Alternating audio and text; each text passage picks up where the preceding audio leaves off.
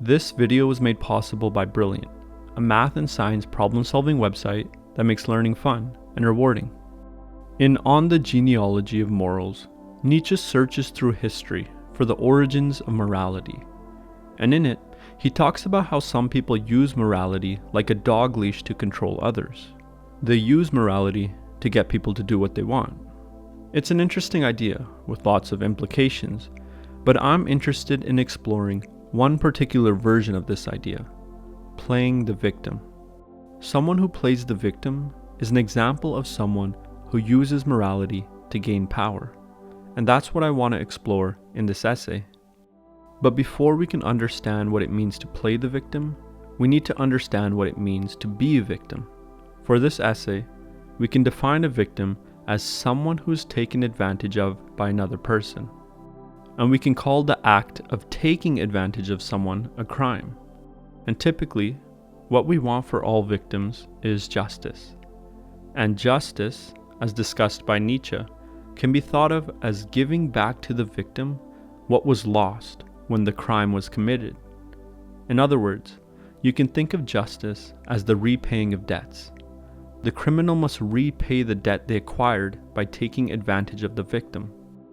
I'm not saying this is what justice means, but this is a way that many people understand justice, and this definition is important in the context of this video. So what does it mean to play the victim? What separates a genuine victim from someone playing the victim? A genuine victim was actually taken advantage of, but someone playing the victim wasn't. And how do you determine whether someone was actually taken advantage of? It comes down to consent. Someone is taken advantage of when their presence is used in a way they didn't agree to. And so true victim did not give consent or was not in a position to give consent, such as in the case of a child or someone who was severely intoxicated. But someone who plays the victim gives legitimate consent and then claims they didn't. Or they claim you consented to things which you didn't consent to or were not in a position to consent to. I'll explore what both cases look like a little later on. So why would someone play the victim? To put it simply, they play victim so someone will save them from their problems. They're looking for a rescuer. And how do they get people to save them? Someone who plays the victim has two main weapons: obligation and guilt, and pity and disgust. Let's take a look at the first weapon, obligation and guilt. Here, the person playing the victim claims that you consented to things that you didn't consent to or were not in a position to consent to. They impose an obligation on you and make you feel guilty for not living up to that obligation. They try to coerce you into paying a debt that you did not consent to taking on. Let's take a look at an example. At the age of 22, Jane's husband left her with their two sons, Jamie and Michael. Jane told herself that she would dedicate her life to her sons, and that in return, they would take care of her. I will take care of them, she thought, and in return, they can never leave me. So keep that in mind. Jane is imposing an obligation on her sons. She's binding them into a covert contract. But they're children. They're not in a position to consent to such a contract. So how does this play out? Jane will do anything for them as long as they don't leave her alone. But as they start growing up, naturally, they start wanting to live their own lives. They want to spend time with their friends and lovers. And anytime they want to leave the house, anytime they want to do something without her, anytime she feels them creating some distance from her, their mom uses guilt and obligation to make them stay. She says, "After everything I've done for you, after all the time, energy, and money I've spent on you, you're just going to leave me? You are terrible sons. You should be ashamed." But is this fair of Jane to do? She imposed this contract on her kids. I will take care of you as long as you never leave me, when they were not in a position to consent to such a contract.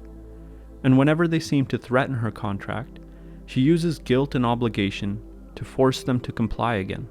Instead of handling the problem of loneliness in a mature and healthy way, she emotionally blackmails her sons into rescuing her. Now let's look at the second weapon someone uses when playing the victim: pity and disgust. Here, the person playing the victim claims that they did not give you legitimate consent when they actually did. They're trying to claim they didn't give you legitimate consent so that others will feel pity for them and disgust for you. If people feel pity for them, they get people on their side and increase the chances that someone will come and rescue them. If people feel disgust for you, the person playing the victim turns people against you, which will increase the chances that you submit to their demands. Let's return to our example. So Jane's attempt to use guilt and obligation works on one of her sons, Jamie, but they fail to work on Michael. Michael tells his mom that he's moving away to go to a good college. So what does Jane do when guilt and obligation fail? She uses pity and disgust.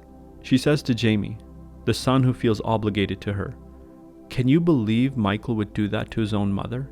He took all of my money and then left me all alone." She makes Jamie feel pity towards her, increasing the chances he'll rescue her, and makes him feel disgust towards his brother Michael, increasing the chances Jamie will abandon Michael or coerce him into submitting to his mother's demands.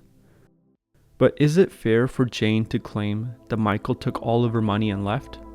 Remember, Jane's contract is "I will take care of you as long as you never leave me." Jane was an adult when she chose to enter that contract for Michael, but Michael was just a baby. Jane was capable of giving legitimate consent, and she did, but she expected a mutual consent from Michael that he wasn't in a position to give as a child. And even if Michael was able to give consent, he might not have wanted to enter into that contract with his mother, one where she supports him in exchange for him never leaving her alone. So she gave him legitimate consent to receive her support as a child, but now that he's not meeting her demands, she's trying to claim that she never gave him consent and that he took advantage of her. That's just one example of someone playing the victim, but it can happen in many different types of relationships, between lovers, family, friends, or co-workers. But everyone who plays the victim has one thing in common: covert contracts. What's that? It's a hidden expectation of someone else. Remember, I said that a person can play the victim in two ways. The first way is that they can give you legitimate consent and then claim they never gave it to you. But why would they claim they didn't give it to you? Usually because they had a hidden expectation, a covert contract, which you didn't live up to. And so now, they want to claim they never gave you consent to punish you or to make you fulfill the hidden expectation they have. The second way someone can play the victim is that they can claim you gave consent when you didn't or were not in a position to. In our previous example with Jane, the mother, she might say to her son Michael, "You were never supposed to leave me." But that was a hidden expectation, a covert contract that Michael's mother had for him. Michael never gave legitimate consent to that expectation. So how do we stop playing the victim or being manipulated by other people playing the victim? The answer comes back to this: mutual consent between people who are in a position to give legitimate consent. We need to be clear about what we want from others and what they want in return. And then we have to mutually consent to give one another those things. And in cases where the other party can't give us consent, such as our children, we are only free to give our consent to them. But we can't demand things of them that they aren't in a position to give us consent for. As always, this is just my opinion, understanding, and interpretation of some of Nietzsche's ideas, not advice. If you liked the video, please consider liking the video. And if you're looking for another Nietzsche video to watch after this one, I recommend watching my video, Nietzsche, Overcome Shame, Become Who You Are. I'll put a link to it in the description below and in the top right of the screen right now. And if you're looking for a way to increase your wisdom, I recommend checking out this week's sponsor, Brilliant. They've recently taken the interactivity on their platform to a whole new level. Check out this example from their newly redesigned Mathematical Fundamentals course. You might remember the Pythagorean theorem from school, like what the formula is.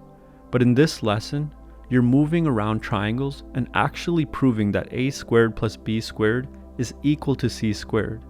It's pretty cool, and there's a lot more where that came from. Brilliant is an amazing tool for learning STEM, built off a very simple yet effective principle. You learn best while solving problems in real time. Brilliant starts you off with simple problems, but they increase in difficulty bit by bit until, before you even realize it, you've learned a fundamental concept in logic, science, math, or computer science.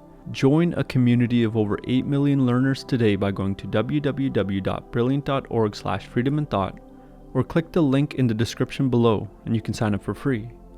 As a bonus for those who are ready to push themselves further, the first 200 people will be hooked up with 20% off the annual subscription. As always, thanks for watching, and I'll see you next time.